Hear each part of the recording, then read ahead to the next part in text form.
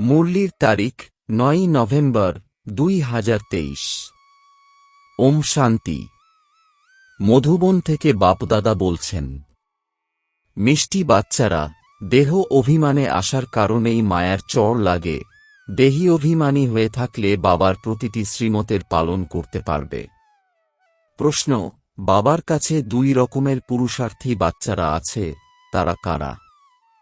উত্তর, এক রকমের বাচ্চা আছে যারা বাবার কাছে উত্তরাধিকার নেওয়ার জন্যে পুরোপুরি পুরুষার্থ করে প্রতিটি পদক্ষেপে বাবার পরামর্শ নেয়। দ্বিতীয় রকম এমনও বাচ্চারা আছে যারা বাবাকে ত্যাগ করার পুরুষার্থ করে। কেউ দুঃখ থেকে মুক্তি পেতে বাবাকে স্মরণ করে, কেউ দুঃখে থাকার জন্য। এও ওয়ান্ডার, তাই না? গীত, জলসাঘরে জ্বলে ওঠে ঝাড়বাতির শিখা, পিপিলিকার পুড়ে মরা, তাহাতেই লিখা। ওম শান্তি। বাচ্চারা গীত তো অনেকবার শুনেছে। নতুন বাচ্চারা নতুন করে শুনবে যখন বাবা এসে নিজের পরিচয় দেন। বাচ্চারা পরিচয় পেয়েছে। তারা জানে এখন আমরা অসীম জগতের মাতাপিতার সন্তান হয়েছি। মনুষ্য সৃষ্টির রচয়িতা অবশ্যই মাতাপিতা হবেন। কিন্তু মানুষের বুদ্ধিকে মায়া একেবারে ডেট করে দিয়েছে। এত সাধারণ কথা বুদ্ধিতে ঢোকে না। সবাই বলে যে ভগবান আমাদের জন্ম দিয়েছেন, সুতরাং নিশ্চয়ই মাতাপিতা হবেন। ভক্তিমার্গে স্মরণও করে। প্রত্যেক ধর্মের মানুষ গডফাদারকে অবশ্যই স্মরণ করে। ভক্ত নিজেই ভগবান হতে পারে না। ভক্ত ভগবানের পূজা অর্চনা করে, সাধনা করে। গডফাদার তো নিশ্চয়ই সবার একই হবে, অর্থাৎ সব আত্মাদের পিতা হবেন একজন। সব শরীরের পিতা এক হতে পারে না। সে তো অনেক পিতা হয়। তারা শরীরের পিতা থাকা সত্ত্বেও হে ঈশ্বর বলে স্মরণ করে। বাবা বসে বোঝান, মানুষ বুদ্ধিহীন হয়েছে ফলে বাবার পরিচয় ভুলে গেছে। তোমরা জানো স্বর্গের রচয়িতা হলেন অবশ্যই একজন, তিনি হলেন বাবা। এখন হল কলিযুগ। নিশ্চয়ই কলিযুগের বিনাশ হবে। লুপ্তপ্রায় শব্দটি সব কথাতেই আসে। বাচ্চারা জানে সত্যযুগ এখন লুপ্তপ্রায়। আচ্ছা, তাহলে প্রশ্ন ওঠে যে সত্যযুগে আত্মারা কি জানবে যে এই সত্যযুগ লুপ্ত হয়ে ত্রেতা আসবে? না, সেখানে তো এই জ্ঞানের প্রয়োজন নেই। এই কথা কারো বুদ্ধিতে নেই। সৃষ্টির চক্র কিভাবে পরিক্রমা করে, আমাদের পারলৌকিক পিতাকে, এইসব তোমরা বাচ্চারাই জানো। মানুষ গায়ন করে তুমি মাতাপিতা, আমরা বালক তোমার, কিন্তু জানে না। সুতরাং বলা না বলা সমান হয়ে যায়। বাবাকে ভুলে গিয়ে অনাথ হয়ে গেছে। বাবা প্রত্যেকটি কথা বোঝান। পদে পদে শ্রীমত অনুযায়ী চলো, তা না হলে মায়া খুব ধোঁকা দেবে। মায়া হল ধোঁকাবাজ, অর্থাৎ প্রতারক। মায়ার হাত থেকে লিবারেট করা হল বাবার কর্তব্য। রাবণ তো হল দুঃখদাতা, বাবা হলেন সুখদাতা। মানুষ এইসব কথা বোঝে না। তারা তো ভাবে দুঃখ সুখ সব ভগবান দেন। বাবা বোঝান, মানুষ দুঃখী হওয়ার জন্য বিবাহ ইত্যাদিতে কত টাকা খরচ করে। যারা পবিত্র চারা গাছ থাকে তাদের অপবিত্র করার পুরুষার্থ অর্থাৎ প্রচেষ্টা করা হয়। এই কথাও তোমরা বুঝতে পারো, দুনিয়া বুঝতে পারে না। তারা বিষয় সাগরে ডুবে থাকার জন্য কত অনুষ্ঠান করে। তারা এই কথা জানে না যে সত্যযুগে বিষ বা বিকার থাকে না। সত্যযুগ হলই ক্ষীরসাগর। একেই বলা হয় বিষয় সাগর। সত্যযুগ হল নির্বিকারী দুনিয়া। যদিও ত্রেতায় দুই কড়া কম হয়ে যাবে, তবুও তাকে নির্বিকারী দুনিয়া বলা হয়। সেখানে বিকার হতে পারে না, কারণ রাবণের রাজ্য দাপর থেকে আরম্ভ হয়। অর্ধেক অর্ধেক কিনা, জ্ঞান সাগর এবং অজ্ঞানতার সাগর। অজ্ঞানতারও সাগর হয়, তাই না? মানুষ কত অজ্ঞানী, বাবাকেও জানে না। শুধু বলে যে এই করলে ভগবানকে পাওয়া যাবে। প্রাপ্তি তো কিছুই হয় না। মাথা ঠুকে দুঃখী অনাথ হয়ে যায় তখনই আমি সকলের নাথ দুনিয়ায় আসি। নাথ না থাকায় মায়া অজগর সবাইকে গ্রাস করেছে। বাবা বোঝান মায়া খুব শক্তিশালী, অনেকের অনেক ক্ষতি হয়েছে। কারো কাম বিকারের, কারো মোহরূপী বিকারের চড় লেগে যায়। দেহ অভিমানে এলেই চড় লাগে। দেহি অভিমানী হতেই তো পরিশ্রম, তাই বাবা ক্ষণে ক্ষণে সাবধান করেন, বলেন মনমনা ভব। বাবাকে স্মরণ না করলে মায়া চড় মারবে, সেই জন্য নিরন্তর স্মরণ করার অভ্যাস করো, তা না হলে মায়া উল্টো কর্ম করিয়ে দেবে। রংরাইটের বুদ্ধি তো এখন তোমরা পেয়েছ। কোথাও বুঝতে না পারলে বাবাকে জিজ্ঞাসা করো। টেলিগ্রাম, চিঠি বা ফোন করেও জিজ্ঞাসা করতে পারো। ফোনের লাইন ভোরবেলায় একদম ক্লিয়ার থাকে, কারণ সেই সময় তোমরা ছাড়া সবাই ঘুমায়। তখন তোমরা ফোন করে জিজ্ঞাসা করতে পারো।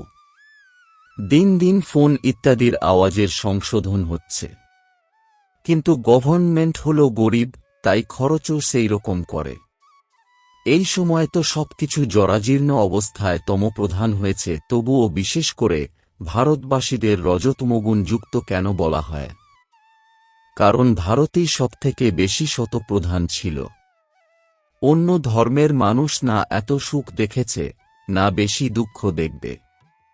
তারা এখনই সুখে আছে, তাই তো এত অন্ন ইত্যাদি ভারতে রপ্তানি করে। তাদের বুদ্ধি হল রজপ্রধান। বিনাশের জন্য কত ইনভেনশন করতে থাকে, কিন্তু তাদের এইসব কথা জানা নেই। তাই তাদের অনেক চিত্র ইত্যাদি পাঠাতে হবে, যাতে তারা জানতে পারে, অবশেষে তারাও বুঝবে এ তো ভালো জিনিস। সেগুলির উপরে লেখা থাকবে গড ফাদারলি গিফট।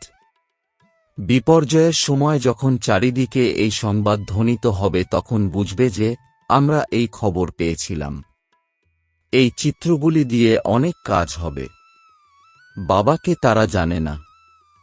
সুখ দাতা তো হলেন তিনি, একমাত্র বাবা। সবাই তাঁকেই স্মরণ করে থাকে।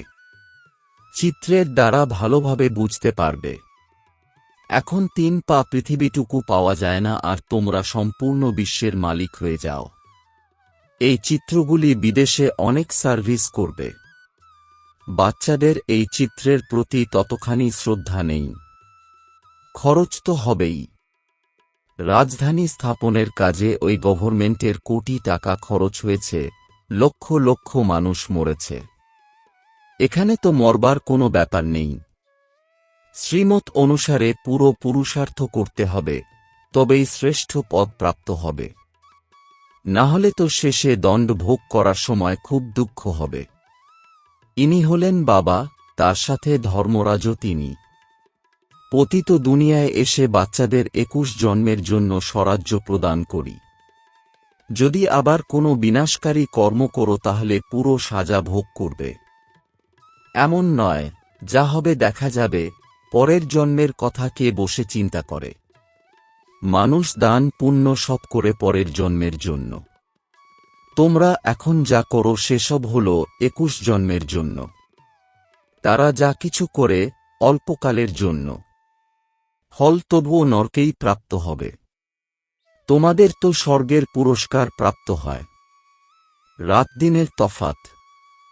তোমরা স্বর্গে 21 জন্মের জন্য প্রারব্ধ প্রাপ্ত করো। প্রতিটি কথায় শ্রীমত অনুযায়ী চললে ভব সাগর পার হবে। বাবা বলেন, বাচ্চারা, তোমাদের চোখের পাতায় বসিয়ে খুব আরামে নিয়ে যাই। তোমরা অনেক দুঃখ ভোগ করেছ। এখন আমি তোমাদেরকে বলি, আমাকে স্মরণ করো। তোমরা অশরীরী এসেছিলে, এখানে পার্ট প্লে করেছ, এখন ফিরে যেতে হবে। এ হল তোমাদের অবিনাশী পার্ট। এইসব কথা অহংকারী সায়েন্স বুঝবে না। আত্মা খুব সূক্ষ্ম স্টার, তাতে অবিনাশী পার্ট সদাকালের জন্যে ভরা আছে, যা কখনো শেষ হয় না। বাবাও বলেন, আমিও হলাম ক্রিয়েটর ও অ্যাক্টর। আমি কল্পে কল্পে আসি পার্ট প্লে করতে। বলা হয় পরমাত্মা হলেন মনোবুদ্ধি সহ চৈতন্য, নলেজফুল, কিন্তু কি জিনিস তা কেউ জানে না। যেমন তোমরা হলে আত্মা স্টারের মতো, আমিও হলাম স্টার। ভক্তিমার্গে আমাকে স্মরণ করে কারণ দুঃখে আছে, আমি এসে বাচ্চারা তোমাদেরকে নিজের সাথে নিয়ে যাই। আমিও হলাম পান্ডা। আমি পরমাত্মা আত্মাদের অর্থাৎ তোমাদের ফিরিয়ে নিয়ে যাই। আত্মা মশার চেয়েও ক্ষুদ্র। এই বোধও বাচ্চারা তোমাদের এখনই হয়। বাবা কত ভালো করে বোঝান। বাবা বলেন তোমাদেরকে বিশ্বের মালিক করি, যদিও দিব্য দৃষ্টির চাবি নিজের কাছেই রাখি। এটি কাউকে প্রদান করি না। এটি ভক্তি মার্গে আমার কাজে লাগে। বাবা বলেন আমি তোমাদের পবিত্র, পূজ্য করি, মায়াপতিত পূজারি করে। বাবা বোঝান তো অনেক, কিন্তু যে বুদ্ধিমান সেই বুঝবে। এই টেপ রেকর্ডার মেশিন হলো খুব ভালো জিনিস। মুরলি তো বাচ্চাদের অবশ্যই শুনতে হবে। অনেক অনেক প্রশিক্ষার্থী বাচ্চা রয়েছে। বাঁধেলি অর্থাৎ যারা বন্ধনে রয়েছে, গোপিকাদের জন্য বাবার দয়া হয়। বাবার মুরলি শুনে তারা খুশি হয়। বাচ্চাদের খুশির জন্য কি না করা উচিত? গ্রামের গোপিকাদের জন্য রাত দিন বাবার চিন্তা হয়। ঘুমও আসে না, কি যুক্তি বের করা যায়, বাচ্চারা কিভাবে দুঃখ থেকে মুক্তি পাবে। কেউ আবার দুঃখে ফেঁসে যাওয়ার জন্য প্রস্তুতি নেয়, কেউ তো অবিনাশী উত্তরাধিকার প্রাপ্তির পুরুষার্থ করে, তো কেউ বাবাকে ত্যাগ করার পুরুষার্থ করে। দুনিয়া তো আজকাল খুবই খারাপ। কোনো বাচ্চারা বাবাকে মারতে দেরি করে না। অসীম জগতের বাবা কত ভালো করে বোঝান। আমি বাচ্চাদের এত ধন প্রদান করি যে তারা কখনো দুঃখে থাকবে না। সুতরাং বাচ্চাদেরও এতটাই দয়ালু হয়ে সবাইকে সুখের রাস্তা বলে দিতে হবে। আজকাল তো সবাই দুঃখ দেয়, যদিও টিচার কখনো দুঃখের রাস্তা বলবে না। তারা তো পড়ান। পড়াশোনা হল সোর্স অফ ইনকাম। পড়াশোনা করলে শরীর নির্বাহ করার উপযুক্ত হওয়া যায়। মা বাবার কাছে যতই সম্পত্তি প্রাপ্ত হোক না কেন তা কোন কাজের? যত বেশি ধন, ততই বেশি পাপ করে। তীর্থযাত্রায় খুব নম্র হয়ে যায়। কিন্তু অনেকে তীর্থ করতে গিয়েও মদ ইত্যাদি সঙ্গে নিয়ে যায়, লুকিয়ে পান করে। বাবা দেখেছেন, মদ ছাড়া থাকতে পারে না অনেকে। কিছু বলার নেই। যুদ্ধে যাওয়ার আগেও খুব মদ খেয়ে যায়। যুদ্ধের সৈনিকদের নিজেদের প্রাণের চিন্তা থাকে না। তারা ভাবে আত্মা এক শরীর ছেড়ে অন্য দেহ ধারণ করবে। তোমরা বাচ্চারাও এখন জ্ঞান প্রাপ্ত করো। এই ছি দেহ ত্যাগ করতে হবে। তাদের কোনো জ্ঞান নেই, কিন্তু অভ্যাসে আছে, মরতে হবে, মারতে হবে। এখানে তো আমরা নিজেরাই বসে বসে বাবার কাছে যেতে চাই। এই শরীর হল পুরানো বস্ত্র। যেমন সর্প পুরানো খোলস ত্যাগ করে, শীতে শুকিয়ে গেলে ছেড়ে দেয়। তোমাদের এই শরীর তো খুব ছি পুরানো বস্ত্র, পার্ট প্লে করে এবারে এই বস্ত্র ত্যাগ করতে হবে, বাবার কাছে যেতে হবে। বাবা যুক্তি তো বলে দিয়েছেন, মনমনা ভব। আমাকে স্মরণ করো ব্যাস, এমনভাবে বসে বসে শরীর ত্যাগ করবে। সন্ন্যাসীদের এমনই হয়, বসে বসে দেহ ত্যাগ হয়। কারণ তারা ভাবেন আত্মাকে ব্রহ্মে লীন হতে হবে, তাই যোগে বসে। কিন্তু যেতে পারে না। যেমন কাশি কলবট খায়, তাতে জীবঘাত হয়। সন্ন্যাসীরা এইভাবে বসে বসে দেহ ত্যাগ করে, বাবা দেখেছেন, সেসব হল হঠ যোগ সন্ন্যাস। বাবা বোঝান তোমাদের 84 জন্ম কিভাবে হয়। তোমাদের অনেক নলেজ দেওয়া হয়, খুব কমই আছে যারা শ্রীমত অনুসারে চলে। দেহ অভিমানে এসে তখন বাবাকেও নিজের মত দিতে শুরু করে দেয়। বাবা বোঝান দেহি অভিমানী হও। আমি আত্মা, বাবা তুমি হলে জ্ঞানের সাগর। বাবা আমি তোমার রায় অনুসারেই চলব। পদে পদে খুব সাবধান হতে হবে। ভুল তো হতেই থাকবে, তবুও পুরুষার্থ করতে হবে। যেখানেই যাও বাবাকে স্মরণ করতে থাকো। বিকর্মের অনেক বোঝা মাথায় রয়েছে। কর্মভোগও তো ভোগ করে মেটাতে হবে, তাই না? শেষ পর্যন্ত এ কর্মভোগ পিছু ছাড়বে না। শ্রীমতের অনুসারে চলেই পারস বুদ্ধি হতে হবে। সাথে ধর্মরাজও আছেন, সুতরাং তিনি হলেন রেসপন্সিবল। বাবা বসে আছেন, তোমরা কেন বোঝা নিজের উপরে রাখছ? পতিতপাবন বাবাকে পতিতদের সভায় আসতেই হয়। এটা কোনো নতুন কথা নয়। অনেকবার পার্ট প্লে করেছ, রিপিট প্লে করতে থাকবে। একেই ওয়ান্ডার বলা হয়। আচ্ছা, মিষ্টি মিষ্টি প্রশিক্ষার্থী বাচ্চাদের মাতাপিতা বাপদাদার স্মরণসহ স্নেহসুমন আর সুপ্রভাত। আত্মিক পিতার আত্মিক বাচ্চাদেরকে জানাচ্ছি নমস্কার। ধারণার জন্যে মুখ্য সার: ১. বাবার সমান সবাইকে দুঃখ থেকে লিবারেট করার করুণা করতে হবে। সকলকে সুখের রাস্তা বলে দিতে হবে। ২. কোনো রকম বিনাশকারী অর্থাৎ উল্টো কর্তব্য করবে না। শ্রীমতের আধারে ২১ জন্মের জন্য নিজের প্রালব্ধ তৈরি করতে হবে। পদে পদে সাবধান হয়ে চলতে হবে।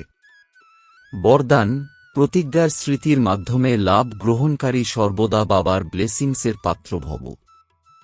এর বিস্তার: মন থেকে, বাণীর মাধ্যমে অথবা লেখার মাধ্যমে যে প্রতিজ্ঞাই গ্রহণ করে থাকো তা স্মৃতিতে স্মরণ রাখো, তবেই সেই প্রতিজ্ঞার সম্পূর্ণ লাভ নিতে পারবে। চেক করো যে কতবার প্রতিজ্ঞা করেছ আর তা কতবার পালন করেছ। প্রতিজ্ঞা আর ফায়দা এই দুইয়ের ব্যালেন্স রাখলে তবেই বরদাতা বাবার থেকে ব্লেসিংস অর্থাৎ আশীর্বাদ প্রাপ্ত হতে থাকবে। যেমনভাবে শ্রেষ্ঠ সংকল্প করে থাকো ঠিক তেমনভাবেই যখন কর্ম শ্রেষ্ঠ হয়ে যাবে তবেই সফলতার প্রতিমূর্তি হয়ে উঠতে পারবে। স্লোগান: নিজেকে এমন দিব্য দর্পণ অর্থাৎ আয়না বানাও যার মধ্যে শুধু বাবাকেই দেখা যাবে, তবেই তাকে বলা যাবে সত্যিকারের সেবা। ওম শান্তি।